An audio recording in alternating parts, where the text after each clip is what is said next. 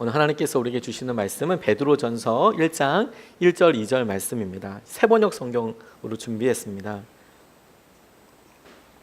오늘 우리에게 하나님께서 주시는 말씀은 베드로전서 1장 1절 2절 말씀입니다. 제가 받들어서 읽겠습니다. 예수 그리스도의 사도인 베드로가 본도와 갈라디아와 갑바도기아와 아시아와 비두니아에 흩어져서 사는 나그네인들인 택하심을 입은 이들에게 이 편지를 씁니다. 하나님 아버지께서 여러분을 미리 아시고 성령으로 거룩하게 해주셔서 여러분은 순종하게 되고 예수 그리스도의 핏부림을 받게 되었습니다. 여러분에게 은혜와 평화가 더욱 가득 차기를 빕니다. 아멘. 하나님 말씀입니다. 오늘서부터 희망과 관련된 이야기를 같이 나누려고 합니다. 날마다 새로운 희망으로 하나님께서 우리를 채워주시고 붙잡아 주시기를 간절히 기도하는 마음입니다. 주님께서 기도하는 시간에 하나님께서 우리에게 예수 그리스도께서 희망이라고 말씀하시는 것이 우리에게 진짜 붙잡혀 줄 수 있으면 좋겠습니다. 요즘 신조어들 중에서 알아들을 수 없는 말들이 있어요. 저희 같은 경우에 저희 딸이 있으니까 가끔가다 하는 이야기들을 듣고 다시 물어봐야 되는 경우들이 있습니다. 무슨 말인지 잘 모르겠더라고요. 제가 몇 가지 신조어를 적어서 또 저희 딸한테 물어보니까 딸도 모르더라고요. 자기네들끼리도 모르는 것 같아요. 근데 무슨 각이라는 거 아십니까? 이거 완전 사망각이야. 이런 게 무슨 말인지 아십니까? 이 뭐뭐 각이라는 말이 느낌은 오는데 이거 찾아보니까 그렇더라고요. 무엇인가를 확신할 때 쓰는 전미사래요. 이거 사망각이야. 그럼 이건 반드시 죽을 거야. 뭐 이런 느낌이네. 이거 완전히 인정각이야. 이거 인정받을 수 있어. 이런 뭐각 이런 표현은 사실 되게 애매하죠. 이 각이라는 표현이 한자로도 이게 되지 않고 도대체 이게 무슨 의미인지 모르는데 무슨 각. 너 이거 완전 혼날 각이다. 너 이제 오늘 진짜 이렇게 얘기를 하면 그렇게 주님께서 이 시간에 은혜 받을 각이다 이게 이렇게 말씀하실 것 같아요. 급식축 뭔지 아십니까? 밥 먹으러 학교 다니는 애들 있잖아요. 딱히 소망이 급식밖에 없도다. 급식 행복하도다. 이렇게 학교 가서 수업도 바람이 없고 그냥 언제 밥 주나. 그리고 요즘 영양사 선생님들이 진짜 맛있게 해준대요. 그래서 너무 좋아해요. 급식밥을. 영양 선생님한테 표창장 줘야 되겠다는 생각이 들 정도로 급식충이라고 부른다고 하더라고요. 급식 먹으러 학교 가는 애들. 난닝겐 이런 거 뭔지 아십니까? 닌겐이 뭔지 아십니까? 닌겐이 일본어로 사람이라는 뜻인데 사람 닌겐이래요. 난닝겐이 뭔가 저도 이렇게 찾아보니까 사람이 아니다 신과 같다 이런 뜻이래요. 낫 닌겐 진짜 대단하다 이런 사람 난닝겐이라고 한대요. 전 난닝구의 다른 말인가 이런 생각을 했다가 덕통사고 뭔지 아십니까? 덕통사고 저 이거 덕후가 뭐에 되게 이렇게 확 이렇게 오타쿠라는 일본 말이 있거든요. 그걸 이제 덕후라고 불러요. 우리나라에서는 뭐를 확 좋아하게 되는. 그래서 교통사고처럼 이렇게 어느 날 덕후가 확 되는 걸 덕통사고라고 그랬대요. 그런데요. 자, 이거 쓰는 말인지 안 쓰는 말인지 전 덕통사고는 못 들어봤습니다. 근데 쭉 보니까 그런 말들이 있더라고요. 우리가 가만히 보면 말도 생기고 그 말들 통해서 그 사람이 어느 시대를 사는지도 알게 되는 것 같아요. 어느 시기에 어느 세대의 사람인지도 알게 되죠. 개역 개정판이 아닌 다른 성경을 보다가 사실 저는 이런 조금 의아한 단어 하나를 발견한 적이 있습니다. 그게 오늘 여러분들과 함께 나누고 싶은 희망이라는 단어입니다. 우리가 보통 성경에는 소망이라는 표현으로 나와 있는데 개역 개정판이 아닌 다른 성경을 보니까 믿음, 소망, 사랑이라고 나와 있지 않고 믿음, 희망, 사랑이라고 나와 있는 거예요. 근데 저에게는 되게 낯설게 여겨졌습니다. 그냥 되게 익숙한 말로 소망이라는 표현을 썼는데 희망이라는 단어가 있으니까 그래서 몇몇 영어 사전들 찾아보니까 hope라고 나왔더라고요. hope, wish가 아니라 hope라고 나와 있기도 하고 원어 성경은 어차피 똑같은 단어니까 바뀔 일은 없지만 그 원어를 찾아봐도 그렇게 해석할 수 있겠다라는 여지들이 있겠더라고요. 희망이겠다. 더군다나 주님께서 이 시간에 오셔서 이 세대에 이야기하신다면 희망이라는 표현을 쓰실 것 같다는 생각이 들었어요. 거기서 어떤 차이가 발견되게 됐는데 이 소망이라는 단어는 주로 교회에서 많이 쓰는 교회 언어이겠더라고요. 굉장히 도전받았습니다. 이런 표현 쓰잖아요. 우리 그런 간증이 되게 도전받았습니다. 사실 도전받았다는 것이 바깥에서는 잘 이해하지 못합니다. 도전을 했다는 건가? 혹은 왜 도전을 받았다는 거지? 근데 우리는 그런 간증이나 이런 일들에 우리도 해야겠다라는 생각을 받았다. 뭐 형제님, 자매님, 뭐 여러 이런 표현들이 교회에서 쓰는 말들이 많고 세상에서는 잘 쓰지 않는 말들이 있는 것을 우리가 보게 되죠. 근데 이 희망과 소망도 비슷한 말인 것 같아요. 소망이라는 표현 가운데 우리가 우리 안에서 갖고 있는 어떤 믿음의 바람들이라고 우리가 생각을 하지만 하나님께서 진짜 우리에게 예수님을 통해서 보여주고 싶으신 것은 그런 거 구분 없이 우리 삶에 희망이 있냐, 우리 삶에 바람이 있냐, 우리 삶에 나아갈 것이 있냐, 이것을 이야기하고 싶으시겠다라는 생각을 하게 됐습니다. 제가 전화를 받아서 상담을 하던 한 분께서 제게 당신의 이야기를 터벅터벅 이야기를 하시더라고요. 주로 이렇게 자기 얘기를 솔직하게 하시는 분들이 자기 이름을 끝까지 안 밝히시기로 작정하신 분들, 이런 분들은 뭐 자기 얘기를 막 이야기를 하세요. 익명으로 이야기하시는 경우. 사실 이럴 때는 듣는 사람은 어떻게 믿을 수가 없어요. 어디까지 믿어야 될지 모를 정도로 너무 이제 황당한 이야기들을 많이 하시니까요. 자기 형편에 대해서 이야기하는데, 야, 이건 막장 드라마도 이런 막장 드라마가 있을까? 근데 이분이 처음 보는 저한테 이런 이야기를 전화로 하실 수 있을까? 근데 뭐 이름을 밝히지 않으실 거니까. 근데 이분이 그런 여러 이야기를 들으니까 딱 하더라고요. 이건 뭐 어떻게 부부 관계도 비정상이라고 그러고 좀 그렇지만 아무튼 건강하지 않고 그러니까 본인 남편이 아니고 뭐라고 막 해줘도 될 만한 그런 아주 이런 건데 마음은 너무 딱했습니다. 어떻게 할 수 있겠냐고. 그런데 자기는 믿음을 갖고 있다고 이런 이야기하면서 끝에 붙여서 온 말이 뭐였냐면, 목사님 괜히 된다고 희망 고문하지 마시고 그냥 편안하게 이야기를 하라는 거예요. 편안하게 이야기를 하라. 희망 고문이란 말이 되게 마음에 쿵 하고 떨어지더라고요. 아마 여러분들한테 전화를 했나 보죠. 저 말고도 여러 목사님들한테 연락을 해서 뭐 자매님 이렇게 하시면 됩니다. 이거 회복이 됩니다. 이런 이야기를 본인은 희망 고문이라고 들었나 봐요.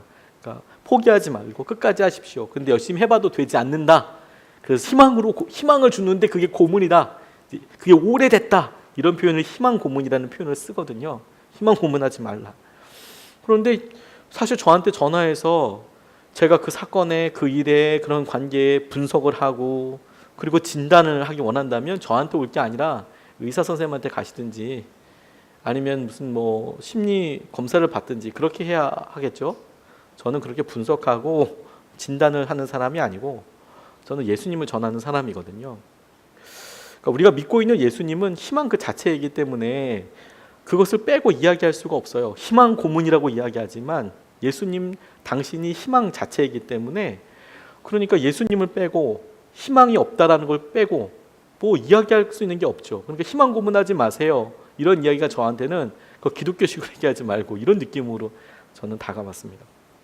이 베드로 전서가 우리에게 마지막 때의 산 소망에 대해서 이단들과 여러 어려움들 가운데 소망을 주시는 것에 대해서 도전하고 있는데 하나님께서 이 간단한 베드로의 인사를 통하여서 우리에게 진짜 주님께서 주시는 은혜를 우리가 희망할 수 있는 그런 세 가지 근거를 하나님께서 깨닫게 해주셨습니다.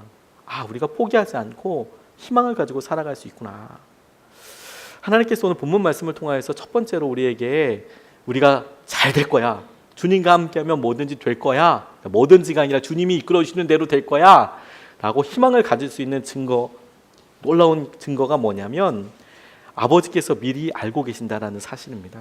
1절, 2절 말씀 상반절에 보면 예수 그리스도의 사도인 베드로가 본도와 갈라디아와 갑바도기아와 아시아와 비두니아에 흩어져서 사는 나그네들인 택하심을 입은 이들, 그리고 2절에 하나님 아버지께서 여러분을 미리 하시고 이렇게 이야기하고 계세요. 미리 하시고 라는 말씀을 묵상하면서 저는 굉장히 자유함을 느꼈습니다. 미리 한다 라는 것에 대해서 처음 가는 곳에 가서 그렇게 이야기하고 저 자신에 대해서 격식을 가지고 이렇게 이야기할 때 아주 힘들잖아요. 아까도 동사무소 갔는데 주민센터 갔는데 그리고 행정복지센터. 이름이 뭔지 동사무소인데 주민센터라고 얘기하고 행정복지센터라고 이야기하는데 제가 아까 물어봤어요. 행정복지센터장이라고 불러야 되냐? 그냥 동장님이라고 부르더라고요. 참 이게 뭐 동장님이 계시면 동장일 것 같은데 아무튼 뭐 동사무소인 것 같은데 이야기하는데 진짜 어색했어요. 빨리 사진 찍고 빨리 가야지. 차라리 복음을 전하는 자리면 덜 할 텐데 진짜 어색했어요. 같이 사진 찍는데 이걸 안 할 수도 없고 V를 할 수도 없고 하트를 할 수도 없고 이게 진짜 어색하더라고요. 저 이렇게 왔는데 박스가 되게 많았거든요. 박스가 있으니까 저도 같이 열심히 날랐습니다. 그랬더니 거기 오신 한 그 사무원 공무원이 저한테 이렇게 얘기하면서 제가 앞으로 도울 마음이 있고 이런 얘기를 넌지 얘기했더니 얘기하면서 목사님 아니시죠? 그래서 얘기하시더라고요. 그래서 제가 담임 목사입니다. 그랬더니 너무 깜짝 놀라시는 거예요. 제가 목사로 안 보이나 봐요. 막 상처가 될 만한. 그런데 그렇게 제가 어떤 격식을 차려야 되거나 이럴 때는 굉장히 사실 조심하게 되거든요. 먹을 것도 마음대로 못 먹고 괜찮다고 이렇게 이야기하고 집에 와서 라면 끓여 먹고 어떻게 된단 말이냐 이거 뭐 괜찮다고 배가 부르다고 이야기하지만 사실은 어떡하나 이런 생각이 드는 거죠. 그런데 제가 제 삶에 대해서 통찰해보고 질문해보고 이렇게 할수록 제 자신이 보는 제가 보는 저 자신은 사실 그렇게 좋은 점수를 제 경우에는 잘 못 주더라고요. 항상 연약함이 제일 먼저 생각나고 그리고 후회할 짓을 참 많이 합니다. 제 개인적인 주관적인 판단이지만 제가 가만히 저 자신을 보니까 사람들 앞에서 못하는 거 드러날까 봐 없는 거 드러날까 봐 은근 신경 쓰는 제 모습을 저는 알더라고요. 저는 제 자신이 왜 이런 말을 하고 있을까, 왜 공부를 탁월하게 잘하는 분들 앞에서 아는 척을 했을까. 제가 생각할 때 저의 기준입니다. 그분은 어떻게 느끼셨든지 간에 왜 부유한 분들 앞에서 내가 있는 척을 했을까. 그래봐야 잽도 안 될 텐데 뭐 차이가 뭐 그렇게 많이 날 텐데 이런 생각들은 사실 저만 하는 행동이지만 사실 저는 알거든요. 제가 얼마나 연약한 사람인지. 그리고 그 사람한테 제 진짜 모습을 보이기 싫고 그리고 그 모습이 제가 열등감이 있다는 생각을 하게 됐어요. 근데 여러분, 우리가 이런 일들에 대해서 잘 알고 있는 분이 잘 알고 있는 사람들 가운데 굳이 그렇게 이야기하거나 예의가 나쁜 것은 아니지만 격식이 나쁜 것은 아니지만 쓸데없는 그런 격식과 생각들을 하지 않아도 된다는 것이 얼마나 커다란 자유일까요? 제가 2015년 9월 8일에 이런 글을 남겨놨더라고요. 천국에 대해서 가고 싶은 마음은 있지만 갈망하지 않고 하지는 않았다. 그저 시간이 되면 언젠가는 가는 곳, 그런 곳이라고 생각했다. 그런데 그날은 내 안에 절망감이 있었다. 정말 거룩한 목사가 되는 것인가? 언제 되는 것인가? 죄는 이길 수 있고 습관적인 연약함은 극복이 되는 것인가? 이런 질문을 제가 썼어요. 절망적이다. 웨슬리는 이게 살아생전에 가능하다고 했는데 나는 그게 언제인지 몰라도 그저 이루어질 미래라고 생각했다.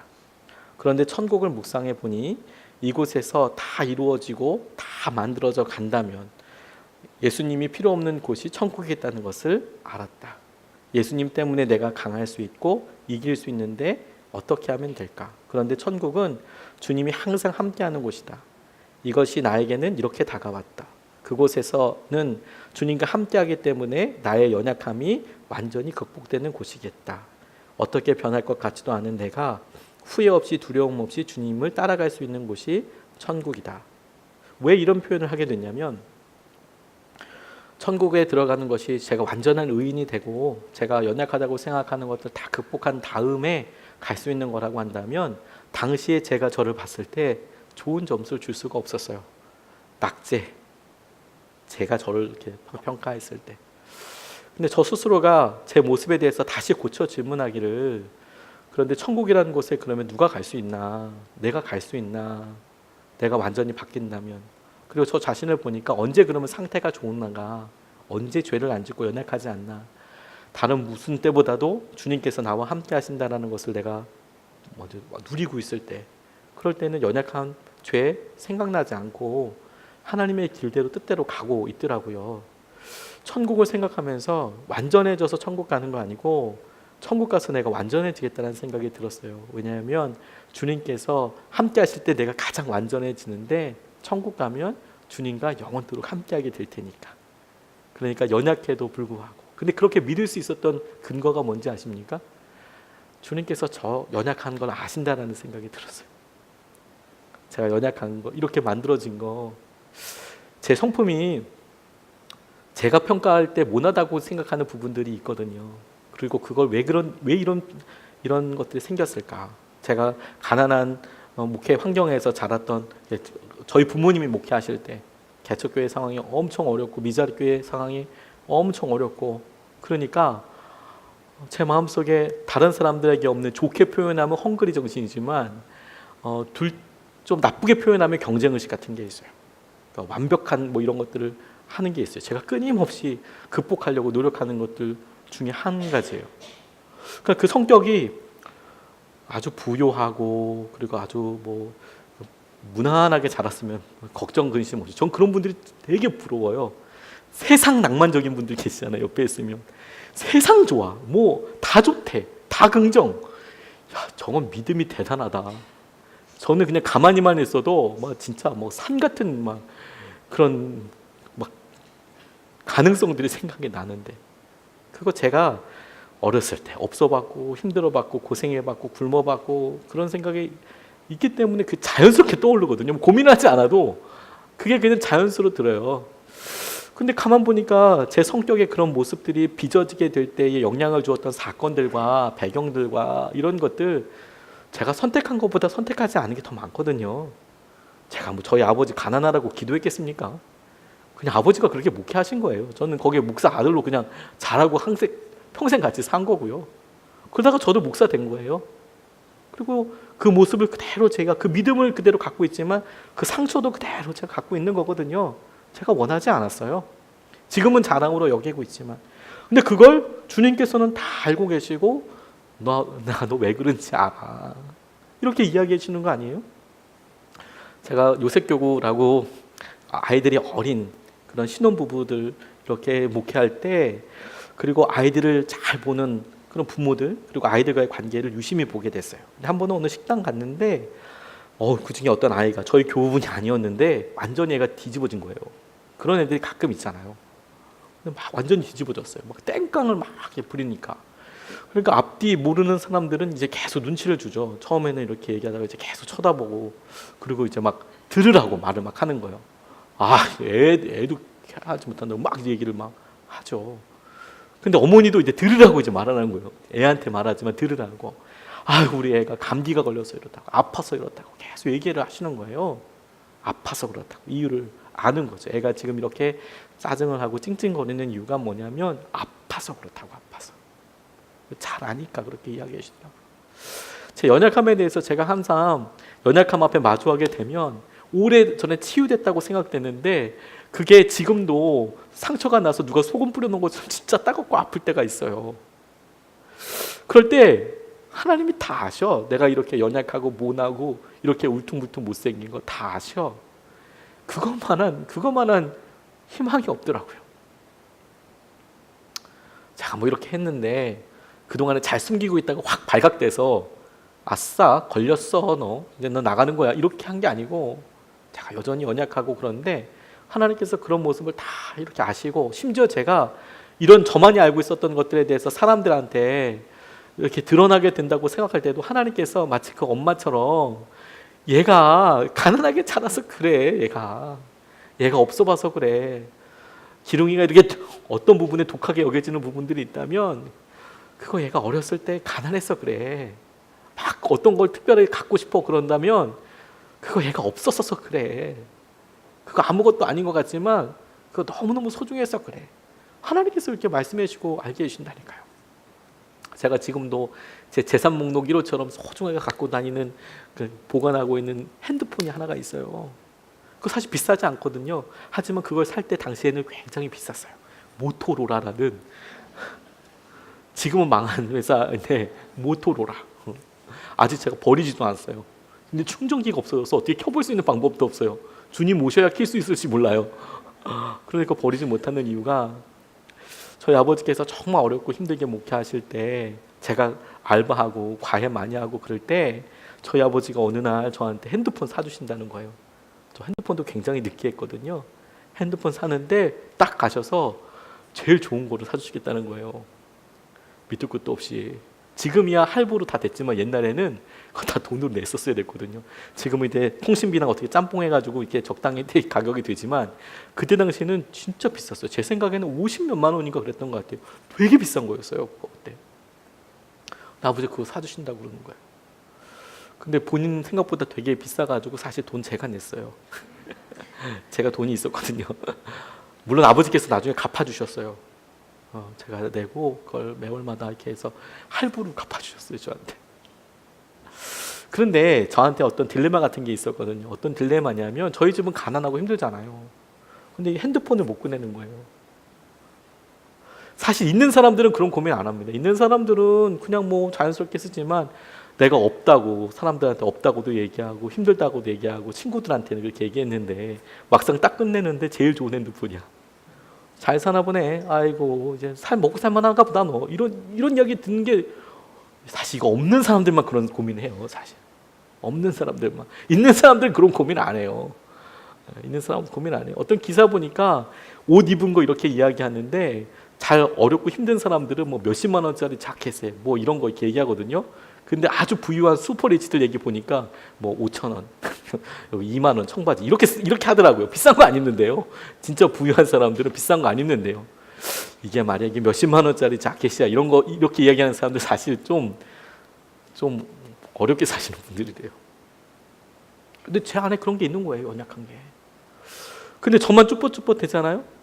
그런데 저희 어머니 아버지는 그거 너무 좋아하셨어요. 제가 사줄 수 있다는 거. 제가 없어 봐서 그래.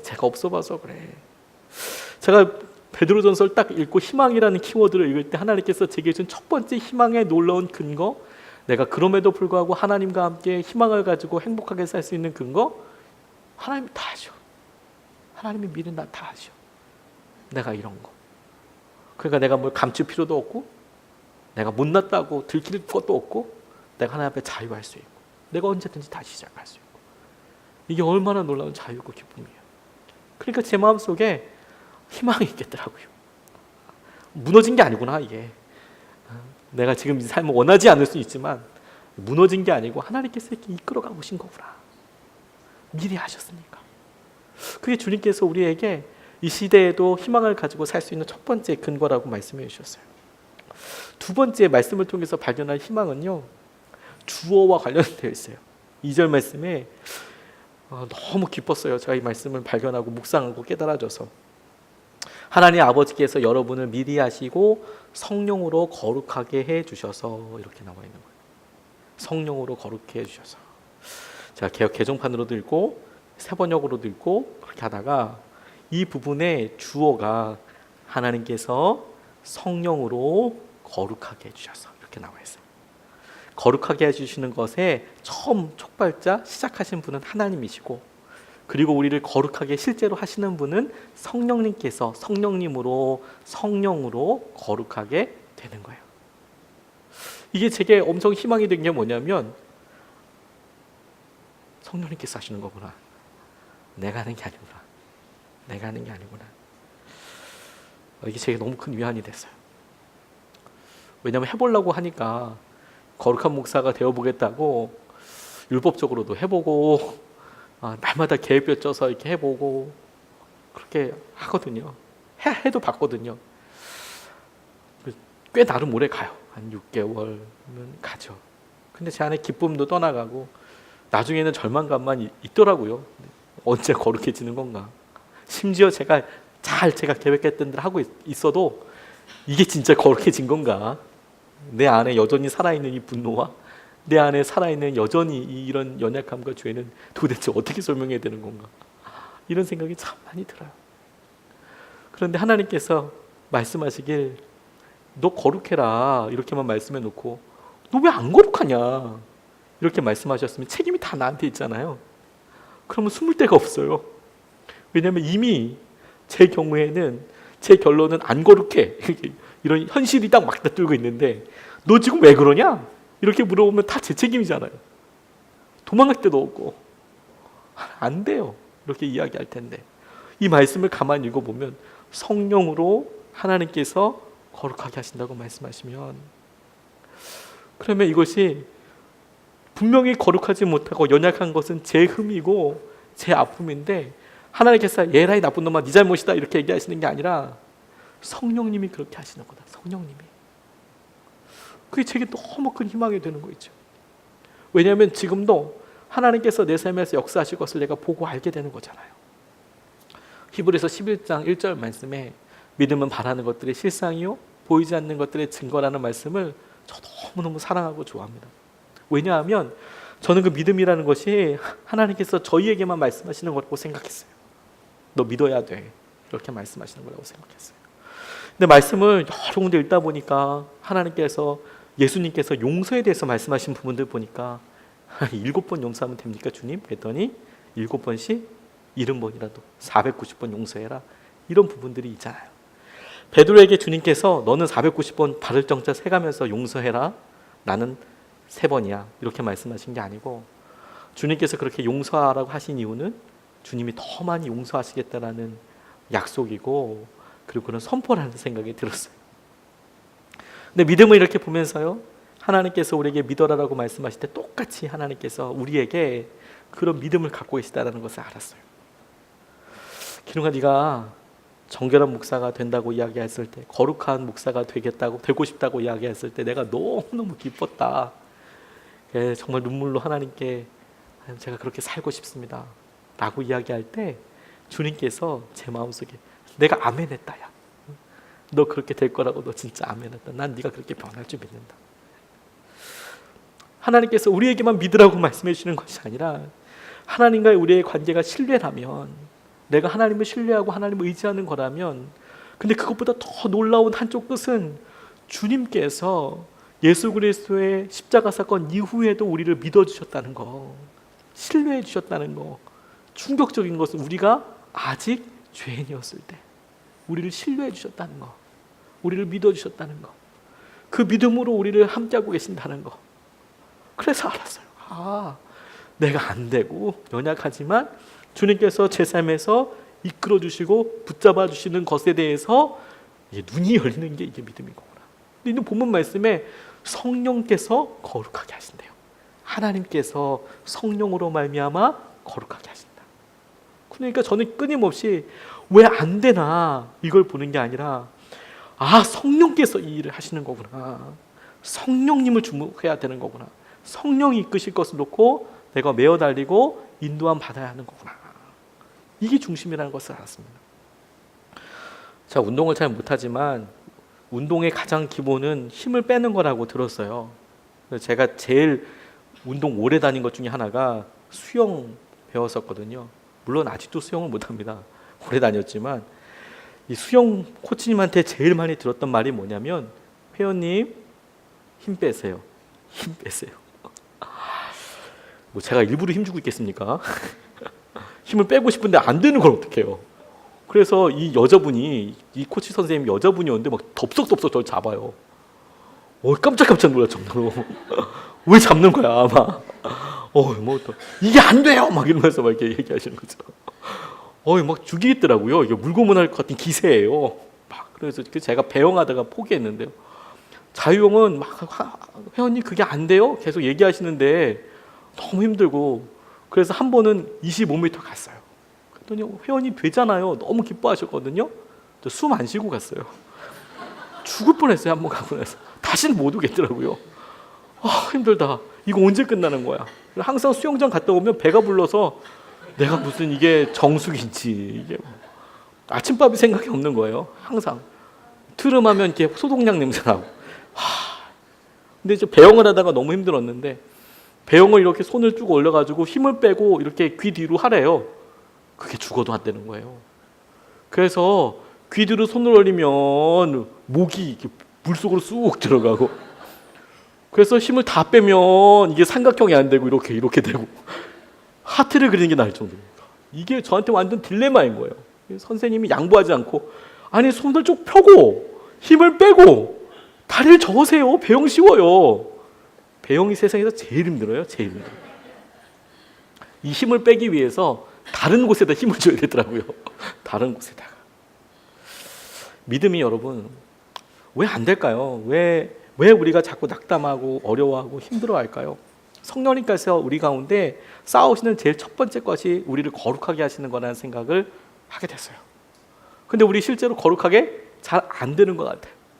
이유가 뭐냐면 성령님께서 우리 가운데 거룩과 싸우고 있는 것이 아니고 우리랑 싸우고 계세요. 우리의 자아랑. 우리가 이것을 놓아드리지 못해요. 성령님께서 우리 가운데 야, 웬만하면 넌 놔라 이제 그거 포기해라. 근데 우리가 그걸 안 놔요. 붙잡고 있어요. 그래서 성령님께서 성령님 마음대로 이끌어 가시지 못하세요. 성령님께서 거룩하게 하신다면서요. 성령님께서 우리 속에서 가장 하고 싶으신 일은 뭐냐면 우리를 거룩하게 하시는 일인데, 우리가 거룩하게 되지 못하는 이유는 뭐냐면 성령님께서 능력이 없어서가 아니라 우리가 우리의 소원대로 성령님께서 일하시도록 도와드리지 못하기 때문에 그래요. 그게 은혜이고 능력인 것이죠. 느헤미야 시대를 보니까 성벽이 완공되고 나서 난 후에 이스라엘 백성들이 에스라 앞에서 다 모여서 말씀을 봅니다. 근데 그때 그 말씀을 깨닫고 이스라엘 백성들이 통곡하면서 회개해요. 자복합니다. 잘못했다고 자복하게 됩니다. 그들이 말씀 가운데 섰을 때 그런 역사가 있게 됐거든요. 성령님께서 우리 가운데 끊임없이 예수님께서 하신 말씀을 떠올리게 하신다면서요. 그런 말씀을 떠올리면 우리 가운데 제일 먼저 일어나게 되는 변화는 뭐냐면 회개거든요. 우리의 모습을 보게 되니까. 근데 우리가 그걸 안 하고 싶어 하는 거죠. 우리가 주님께서 주시는 은혜를 믿고 신뢰해서 내가 여기서 지금 이거를 포기하고 누우면 죽을 거야, 안 될 거야, 망할 거야, 회복될 수 없어가 아니라 성령님 이 길을 온전히 이끌어 가셔야 우리를 거룩하게 하시고 붙잡으실 수 있고 인도하실 수 있는 것이죠. 저 단기 선교 가면 선교사님들을 100% 믿습니다. 그럴 수밖에 없죠. 제가 거기 처음 갔으니까. 그 나라 말도 못하고. 근데 선교사님들이 정말 정성껏 기도하시고 저희가 꼭 기도해야 될 포인트들, 의미들 설명해 주시고 정말 큰 은혜를 같이 나눠주세요. 그래서 항상 큰 도전 받거든요. 그럴 때 괜히 제가 안답시고 어디 가요? 어떻게 해야죠? 이러는 순간 서로 이제 난감하게 되는 거예요. 그렇죠? 인도하시는 대로. 하나님께서는 우리의 삶을 기가 막히게 인도하시는 분이에요. 성령께서 우리를 거룩하게 하신대요. 그래서 오늘도 우리가 기도하면 성령께서는 우리를 거룩하게 하시기 위해서 야 이제 마음 놔라. 이제 마음 놔라. 마음 놓고 내가 너를 주도할 수 있도록 좀 내려놔라. 이렇게 이야기하실 것 같아요. 너 내려놓고 이제 그거 잘못했다고 얘기해라. 괜찮다. 그렇게 한다고 나쁜 거 아니다. 성령께서 거룩하게 하신다. 그러니까 성령께서 거룩하게 하시니까 제게 나 거룩한 것 같지도 않고 여전히 부족한 것 같은데 그게 절망이고 그게 정말 힘들 때가 있었지만 이게 절망이 아니라는 것을 알게 됐어요. 성령님께서 하실 텐데 뭐. 나 지금 연약하지만 성령님께서 하실 텐데. 내가 지금은 이 모습이지만 내가 오늘도 내가 자녀한테 또 분노의 끝을 또 보여주고 그리고 내가 내 삶에 있어서 인색함의 또 끝자락을 한번 보여주시고 나 스스로가 평가할 때 개인주의에 또 절정을 한번 또 터뜨려 주시고 나 왜 이러지?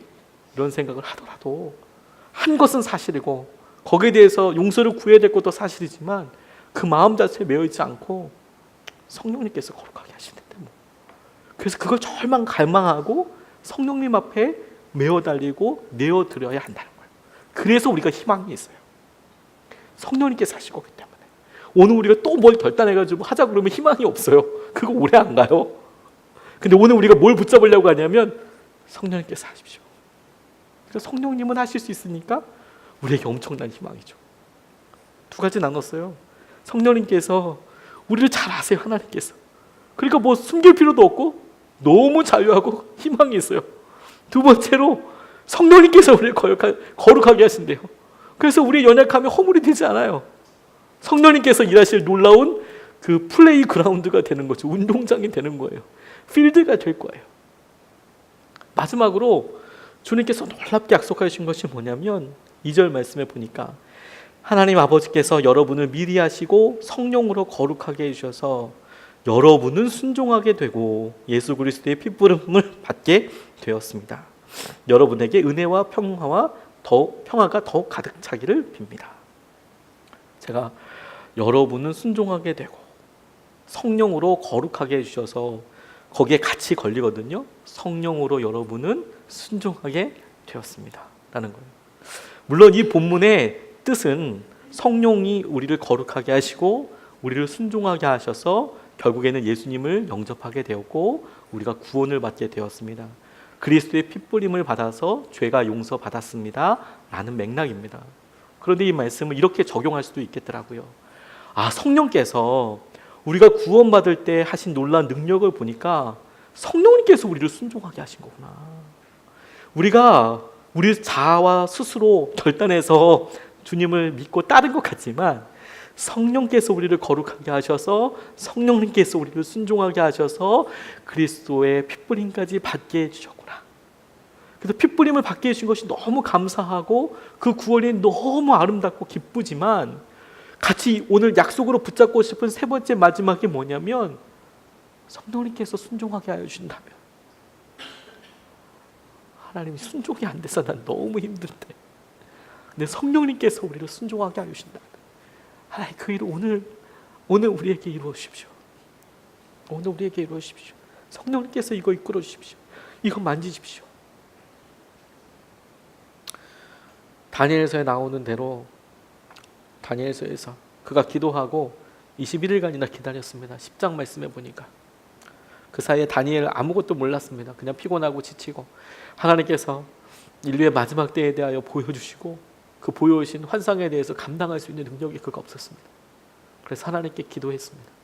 근데 21일 동안 가만히 아무런 능력이 없다가 새 이래를 작정하고 기도했을 때 그 새 이래가 되던 날에 영어 성경을 보니까 3 whole weeks라고 나와 있더라고요. 그러니까 21일을 꽉 채워서 주님의 사자가 와서 이야기하는 거예요. 내가 오는데 방해가 있었어. 그리고 미가엘 천사장이 도와줬어. 그런데 놀라운 것은 네가 기도하기로 결정한 그 첫날에 내가 출발했어. 하나님께서 너에게 응답해 주기로 결정하셨어. 그걸 갖다가 다니엘에게 알려줬어요. 21일 동안 무슨 일이 있었는지.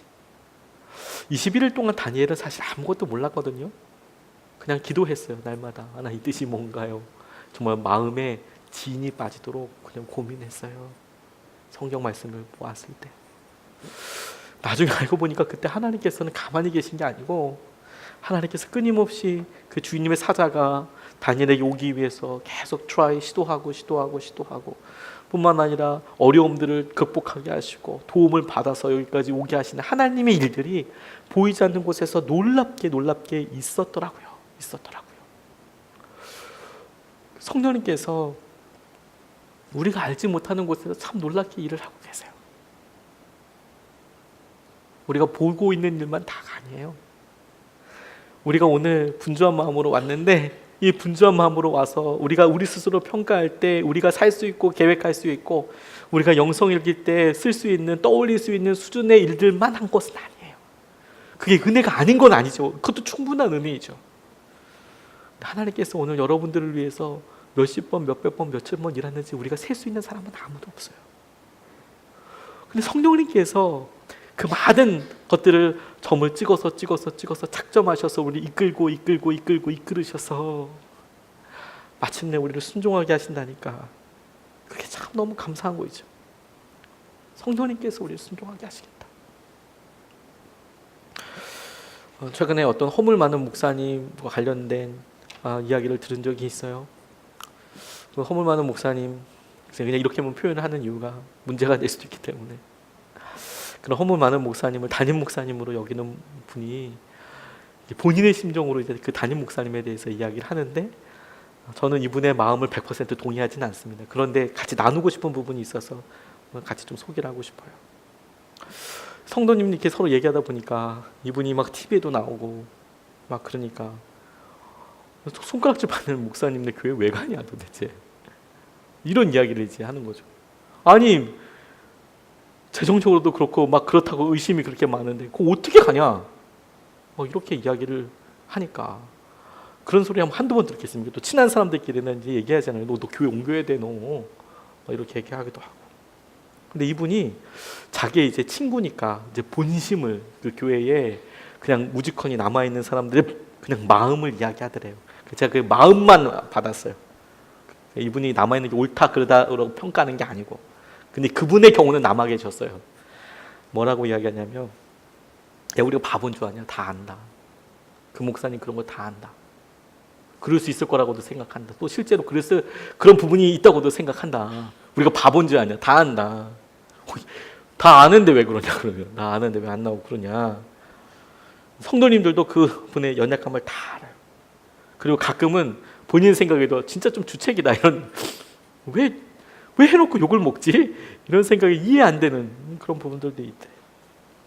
근데 그분을 이렇게 보면서 사람들이 뭐라고 하든지 간에 자기가 그분과 오랫동안 신앙생활 그분을 통해서 하고 은혜도 받기도 했지만, 그래도 그 목사님은 우리들 마음을 안다. 그분 진짜 고생 많이 했고 가난한 사람 심정을 안다. 마음을 안다. 자기는 아주 유능하고 훌륭한 거룩한 목사님들이 이렇게 있어서 분명히 그 말이 다 맞지. 다 맞고 하나도 틀린 바 없고, 그렇지만 도무지 다가갈 수가 없더라. 나랑은 너무 다른 이야기를 하니까. 근데 이분은 그게 아니고 나랑 똑같이 가난해봤고 힘들었고, 그래서 지금 그분이 그렇게 있지만 과거에 그분이 얼마나 힘들었고 어려웠는지 이분은 이 마음을 안다. 그래서 나도 불쌍하게 여긴다. 이렇게 이야기를 하시더라고요. 저는 뭐 그분의 심정이나 이런 것들보다도 그 마음을 알아준다는 거, 성령님께서 그렇게 이끌어 가신다는 거, 우리 심정을 아는 것 때문에 그렇게 한다는 거, 그거 되게 중요하지 않나요? 멀리 있는 완벽한 목자상은 아니더라도 같이 죄와 싸우는 것 때문에 자신들이 아직도 그렇다라는 말을 듣고도 그래서 아직까지도 그렇게 같이 있는 것이다라고 이야기를 하는 걸 보고 되게 많이 도전이 많이 됐어요. 우리가 진짜로 나아가는 거, 어려움, 그 상처도 있지만 하나님께서 그런 연약한 모습들을 이끌어 가시고 보여주시고 그걸 쓰실 수도 있거든요.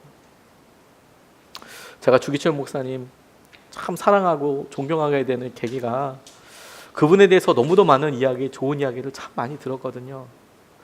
정말 흠모하고 기뻤습니다. 일사각오의 마음으로 신사참배에 반대하셨던 거 너무 대단하다는 생각이 들어요. 우리 교회와 교회사에 참 대단하신 분이고 자랑이라고 전 정말 그렇게 생각합니다. 근데 사실 저는 그렇게 존경하고 흠모하면서도 마음에 와서 닿지는 않았어요. 저한테는 그런 능력이 없어 보이거든요. 내가 만약에 못한 일을 걸어야 하고 내가 만약에 죽어야 한다면 나는 어떤 생각을 할까? 내가 사랑하는 우리 은혜와 유은이, 사랑하는 우리 집사람을 놔두고, 물론 주기철 목사님에게도 선택이 주어졌다면 어떻게 결정했을지 모르겠지만 내가 순교를 결정할 수 있을까? 더 무서운 거는요, 저는 날마다 때리는 건 진짜 무서울 것 같아요. 차라리 한 큐에 죽는 거는 뭐 교통사고라고 생각하면 되잖아요. 그냥 깔끔하게. 그런데 날마다 시간마다 때리면 왜 개들도 종 이렇게 울리고 이렇게 음식 주면 나중에 종만 쳐도 침 나온다면서요. 날마다 사람이 맞으면 그 시간만 되면 오는 공포가 장난이 아니래요. 근데 일단 맞기 시작하면 차라리 낫대요. 그 무슨 말인지 아세요? 날마다 아침마다 두들겨 패기 시작하면 두들겨 패는 게 너무 아프잖아요. 그런데 두들겨 맞고 그 다음에 가서 자고, 그 다음날 똑같이 또 두들겨 맞고 고문당하고 또 자고, 그렇게 반복이 되다 보면 아침에 두드려 맞기 전까지가 진짜 두렵대요. 맞기 시작하면 아픈데 두렵진 않대요. 너무 두렵대요 그게. 저 그거 이해갈 것 같아요. 이해갈 것 같아요. 설교하기 전까지 막 그러다가 설교하고 나면 아무것도 아니거든요. 이거 뭐 계속해 몇십 년째 하는 건데 계속 이래요. 저 그 마음 너무 잘 이해해요. 근데 이제 주목사님 떠올리면 이분은 나랑 좀 다른 것 같다. 이거 어떻게 해야 되냐 이거. 이런 생각이 들다가 뜨거워지면서도 동시에 좌절도 같이 있는 거예요. 나랑 좀 다른 분야, 다른 부류의 이런 분이 아닐까? 근데 제가 이분 정말 사랑하게 된 것이, 존경하게 된 것이, 이분 셋째 아드님이 주광조 장로님이라는 분인데, 이분이 이제 주기철 목사님 일대기를 이야기하고 그걸 학자들이 쓴 글을 보니까 이렇게 인터뷰를 하셨더라고요. 아버지가 마지막 잡혀간 날에 있었던 일. 사람들이 일사각오라고 하니까 내가 죽으면 죽으리라. 잡으러 와? 죽여. 그러고 간 게 아니고 순사들이 잡으러 왔을 때 도망가셨대요. 그리고 옛날 건물에는 대들보라는 게 있었고 대들보 두 개를 연결하는 기둥이 두 개가 있었습니다. 아주 튼실한 기둥이었어요. 대들보 지붕을 다 붙잡아야 되기 때문에 그 기둥이 있었습니다. 그 기둥 한자가 자꾸 엉엉 우셨대요. 가기 싫다고. 본인도 알죠. 날마다 맞는 게 얼마나 힘든지. 이번에 가면 내가 죽을 수 있다는 것을 직감적으로 아셨던 것 같다고 주광조 장로님이 그 셋째 아드님이 그렇게 이야기하셨답니다. 엉엉 우셨대요. 그런데 사모님이 이렇게 오시더니 목사님한테 조용히 말씀하셨대요. 목사님, 성도들이 봅니다. 이렇게 이야기할 성도님들이 봅니다.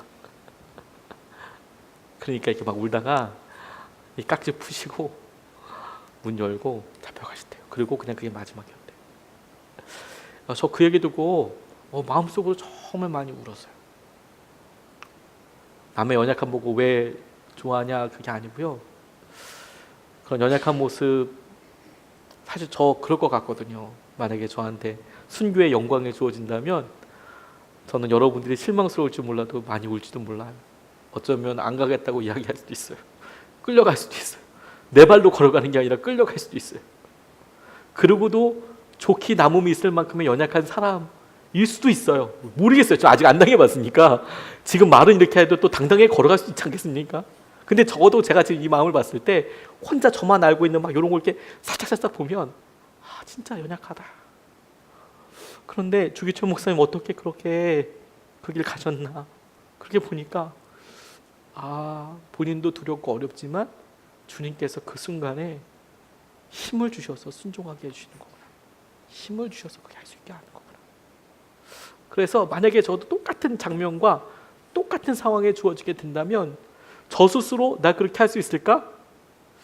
글쎄 50대 50, 51대 49 이 정도 아주 긴박할 텐데. 근데 성령님께서 순종하게 하신다면 한번 해볼 수 있지 않을까? 나는 안 될 것 같은데 성령님이라면 하실 수 있지 않을까?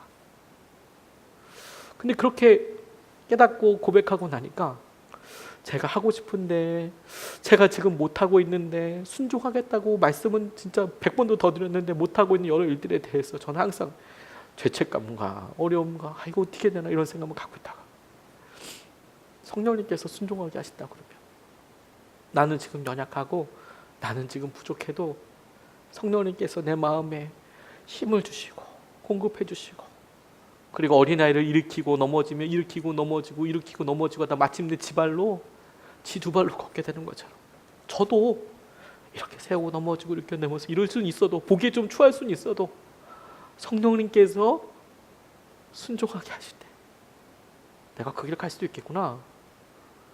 그래서 이런 연약한 저에 대해서 희망을 가질 수 있게 되더라고요. 나도 그 길을 갈 수 있겠구나. 나도 한번 믿음대로 살아볼 수 있겠구나. 나도 하나님께서 주신 능력으로 살아볼 수 있겠구나. 그런 가능성이 나한테도 있겠구나. 나는 내 믿음으로는 어떨지 모르겠지만 성령님께서 내게 그렇게 주장하시고 이끌어 가시면 나도 그렇게 해볼 수 있겠구나. 그래서 성령님 우리에게 희망이에요. 성령님께서 우리 가운데 당신의 놀라운 은혜와 역사하심을 이루세요. 그 증거가 뭐냐면 성령님이 그렇게 우리를 순종하게 하셔서 우리를 구원받게 하셨잖아요. 이미. 그럼 우리를 구원받게 하셨다면 우리 가운데 어려움도 우리가 한계 상황이라고 이야기하는 것들도 주님께서 그렇게 우리를 순종하게 하시는 것을 통해서 순종만으로도 얼마든지 하나님께서 주신 은혜와 마음을 누릴 수 있도록 우리를 이끌어 주시고 붙잡아 주실 수 있다고 믿습니다. 그게 능력인 것이죠. 우리에게 하나님께서 성령님을 통하여 놀라운 희망을 주십니다. 성령님께서 우리에게 희망의 문을 여세요. 오늘 이 시간에 우리가 그 주님을 좀 마주하고 싶습니다. 성령님을. 이 금요 성령 집회에 우리가 새벽에도 기도하고 주일에도 기도하고 집에서도 기도하고 근데 하나님께서 우리에게 주신 기회가 뭐냐면 우리가 조금 더 깊이 기도할 수 있지 않겠습니까? 고백도 있고 말씀도 붙잡고 오늘 우리 찬양하고 이제 좀 같이 기도할 때 주님께서 우리를 온전히 다스리시도록 성령님께서 온전히 다스리시도록 그래서 좀 같이 기도하고 싶습니다. 우리 보혈을 지나 같이 찬양하시고 기도하시겠습니다.